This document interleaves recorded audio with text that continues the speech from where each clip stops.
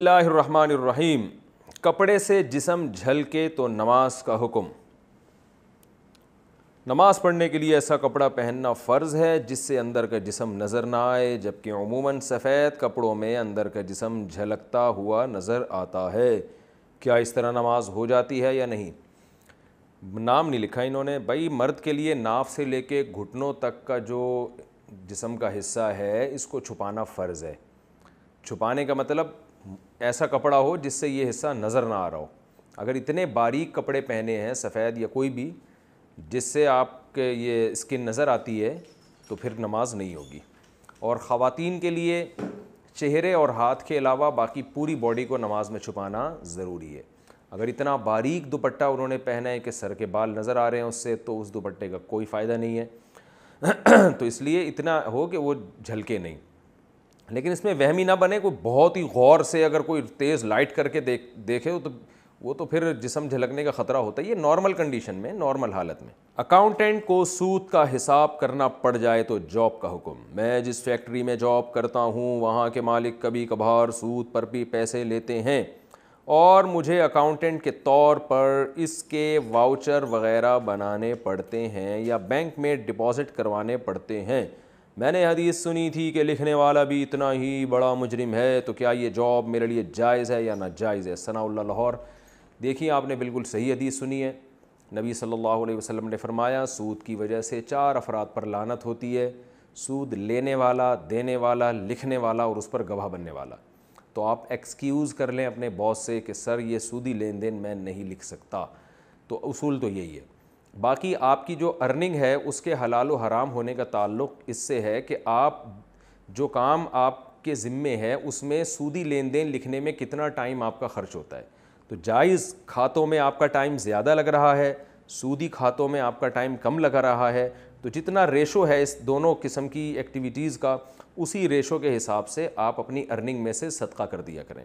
مثلا آپ 2 گھنٹے کی جاب ہے فار ایگزامپل، اس میں آپ 30 منٹ جو ہے آپ نے سودی کھاتوں میں گزارنے پڑتے ہیں۔ آپ کو ایک اندازہ ہی ہو سکتا ہے، ظاہر ہے، تو اس کا مطلب ہے کہ 1/4 آپ کی ارننگ حرام ہے اور جو ہے وہ باقی ارننگ آپ کی جائز ہے۔ تو ارننگ کے جائز ناجائز ہونے کا اصول تو یہ ہے، جاب کا یہ ہے کہ آپ کے لیے یہ کام جس میں آپ کو سودی کھاتے لکھنے پڑ رہے ہیں یہ لکھنا آپ کے لیے بہرحال جائز نہیں ہے۔ گھر کے سودے سلف میں سے کچھ پیسے خود رکھ لینا۔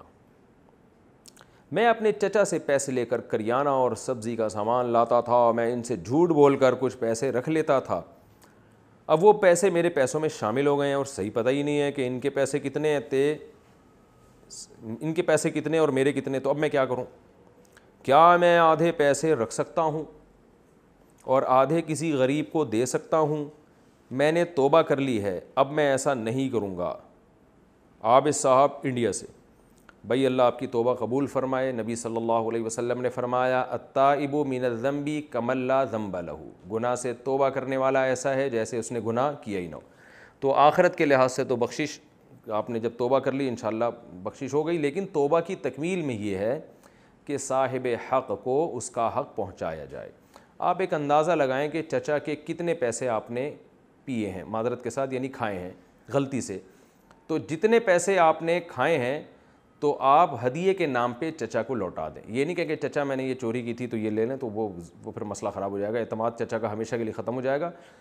آپ کچھ بھی کر کے کسی بھی طریقے سے، چچا کی پینٹ کہیں لٹکی ہوئی ہے تو چچی سے پوچھیں کہ آپ جو چچا کی پینٹ سے پیسے نکالتی ہیں وہ کس طرح نکالتی ہیں۔ معذرت کے ساتھ ایک تو میرا دماغ پتہ نہیں کیوں اس طرف چلا جاتا ہے، کیونکہ آج کل خواتین جب میاں پینٹ لٹکاتے ہیں نا تو ان کی پتلونوں سے پیسے نکال لیتی ہیں، تو ان سے پوچھیں اگر کبھی آپ نے چچا کی پرمیشن سے پیسے نکالے ہیں تو کیسے نکالے ہیں، تو وہ جہاں بتائیں کہ وہاں پینٹ ہے تو چپکے سے جا کے اس میں پیسے ڈال دیں۔ آپ بہت سارے طریقے ہو سکتے ہیں، خلاصہ یہ ہے کہ آپ کو وہ رقم چچا کو لوٹانی پڑے گی۔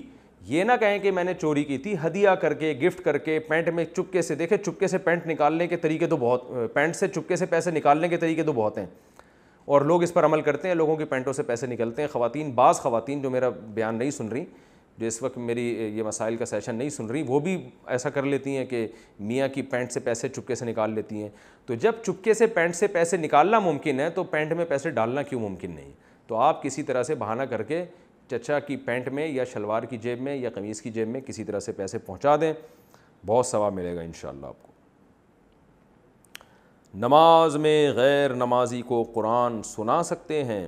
ہمیں نماز میں قرآن سنانا ہے، ایک آدمی قرآن شریف لے کر بیٹھتا ہے اور دوسرا نماز میں بلند آواز سے قرآن پڑھ رہا ہے، تو کیا اس طرح سے نماز کی حالت میں کسی کو قرآن سنانا جائز ہے، جبکہ جو قرآن سن رہا ہے وہ نماز میں نہیں ہے؟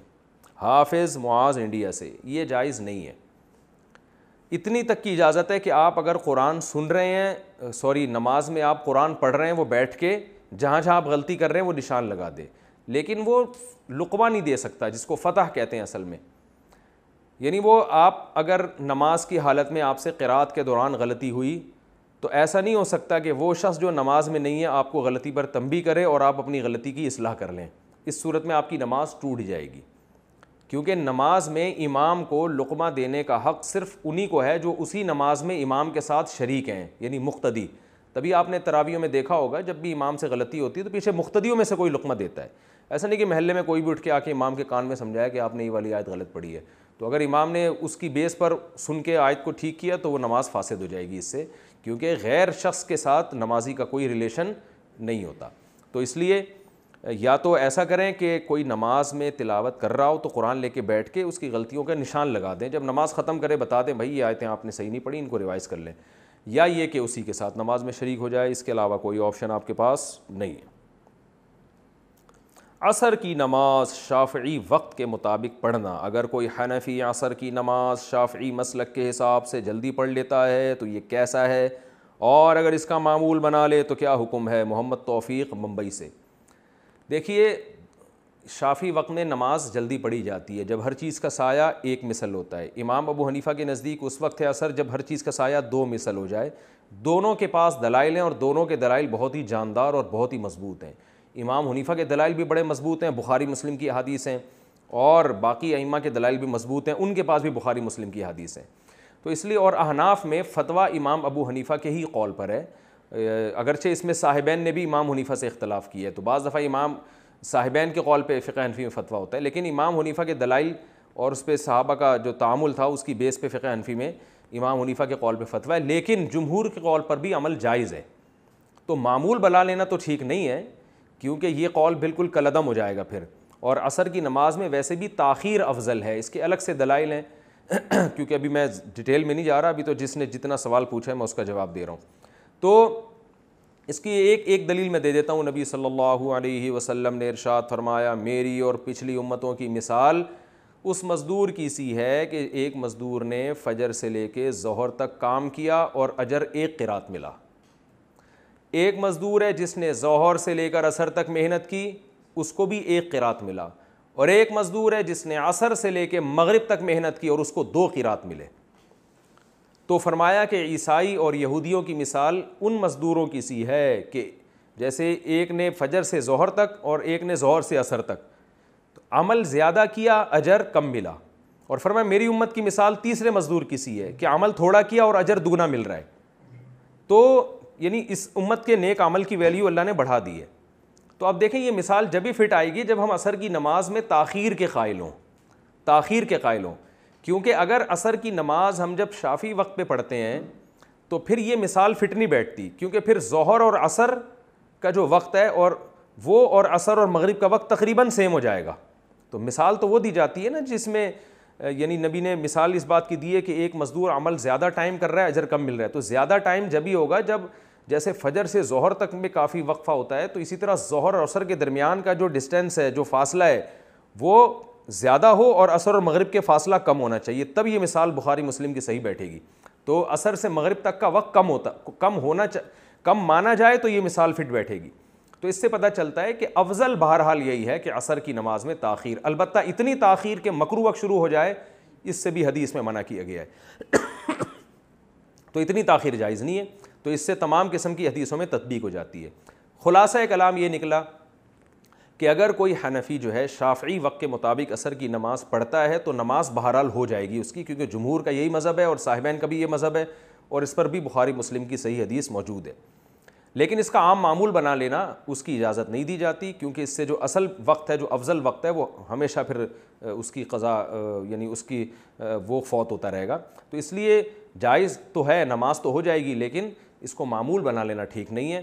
ہاں سفر میں ہو آپ یا کہیں آپ کو جلدی جانا ہو یا کوئی بیماری ہو یا کوئی اس طرح کا کوئی بھی مسئلہ ہو تو پھر بلا کراہت آپ اول وقت میں بھی یعنی شافی وقت میں بھی عصر کی نماز پڑھ سکتے ہیں۔ میرا اپنا معمول جو ہم نے بڑے بڑے علماء کا دیکھا کہ جب سفر ہوتا ہے ان کا جہازوں میں یا ٹرین وغیرہ بسوں میں، تو آپ کو پتہ ہے کہ بسوں میں پھر ٹائم نہیں ملتا، بعض دفعہ نماز کے لیے ڈرائیور روکتے نہیں ہیں، یا جہاز میں آپ کی فلائٹ ایسی ہے کہ آپ ہوا میں ہوگا جہاز تو وہاں نماز پڑھنا بڑا مشکل ہو جاتا ہے۔